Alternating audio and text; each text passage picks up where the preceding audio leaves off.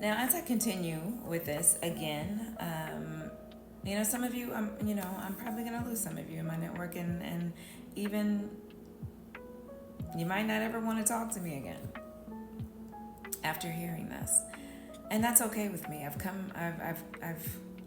become at peace with that because some of you have already stopped talking to me, and I've already made my peace with that too. Okay, but I still ask you, before you decide to completely disconnect, listen to the entire story. Okay, just listen to what it is that I have to say, because you definitely had the audacity to listen to what they had to say too. So, and I get it. A lot of you knew them, in a different way. You were closer with them. I was the new girl. I was the new girl on the block. I was the new kid on the block. So it was easier to believe the ones that you knew for years, the ones you were in the trenches with, the ones that you did business with longer than me. I get it. I completely understood it. Why wouldn't you believe what they had to say? Because they would be honest, right? They wouldn't lie, right? Oh no, they wouldn't do that. Oh no, they wouldn't lie. They wouldn't be narcissistic. Oh no, they wouldn't gaslight anybody. Absolutely not. Everything they said was the golden truth, right? Just everything. Because they are who they are, right? Because they're leaders. Top 1%. We won't. Y'all, the craziest day was when I got a call from corporate and I was about to lose my distributorship because of something that I didn't even know happened. I was about to lose my distributorship. I got a call from corporate. Not once, not twice, but 3 times, okay? 3 times. On the 3rd time, I said to them, I'm gonna need you guys to call her because this isn't right. I shouldn't be in trouble for something I didn't even know about. I had no control over. I had no control over what made them call me. I'm gonna get to that. But that right there is when I really crashed out. I was done. I had checked out. But let me go back. Let me backtrack. So here we are, October 2022. I'm struggling to pay the expenses of a business that doesn't even belong to me, honestly. There's no lease in my name. There's no contract. I just handed over $5,000. And now I've accumulated all these bills. I'm putting utilities and things in my name that for a business that doesn't even belong to me. Bananas. First of all, don't ever do that. Don't ever do that. I went to college for business administration. I studied psychology and I studied law. Like, what the heck was I thinking? Why would I ever think that was okay? Because I was trusting people more than I listened to my intuition and more than I used my intellect and my business sense. Because my business sense, along with my shareholders and my friends who are in business, was like, girl, this is going to turn bad for you. I kid you not. Every last one of them said, you're going to be upside down in this. Get the fuck out. Now. Let her keep the deposit and you give her back her keys.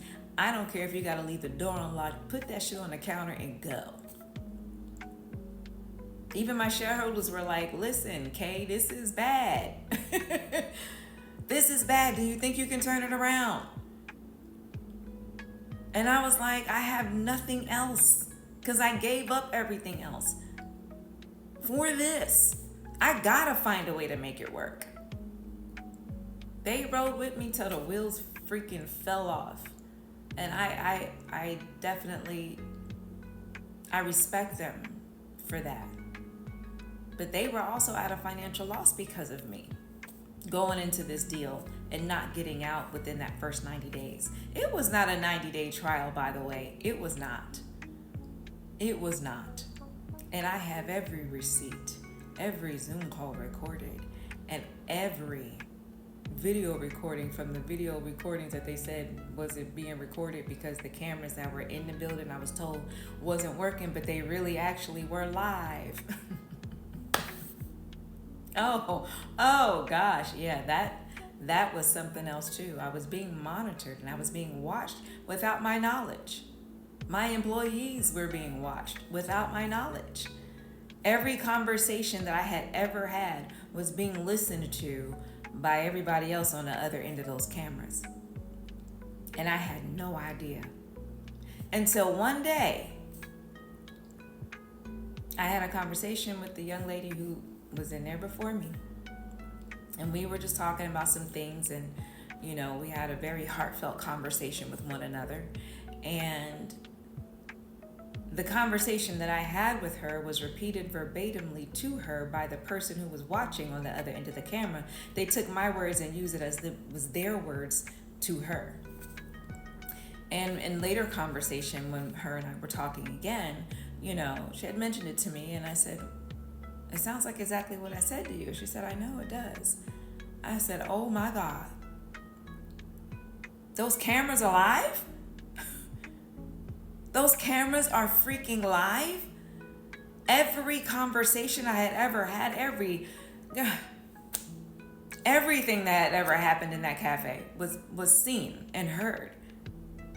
And then talked about amongst the people who could see it. Shared, access given, when I was told they weren't even active. I wanted to cut them down, and I was told not to.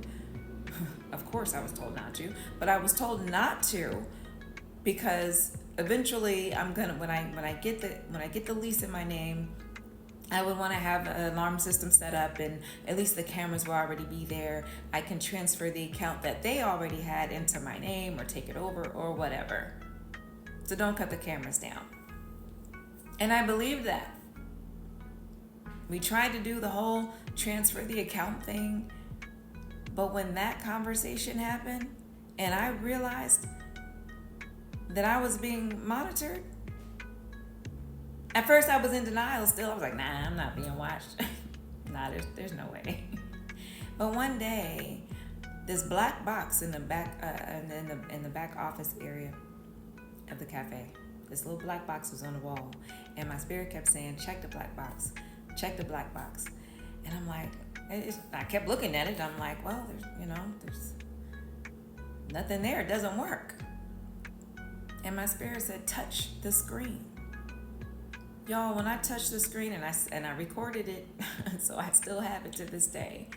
When I touched that screen and I pushed the camera and I saw that it was active, I could see myself walking back and forth and hear myself. I lost my mind. You talk about crash out? Oh, I said everything under the sun and called them everything under the sun but a child of God.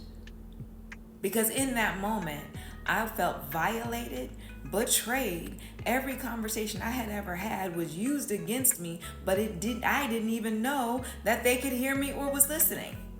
Private conversations, not even anything that had to do with them, but my life, my job, my relationships, my children, my siblings, my parents, family things that were going on that should have been able to remain private but weren't because they were watching and listening.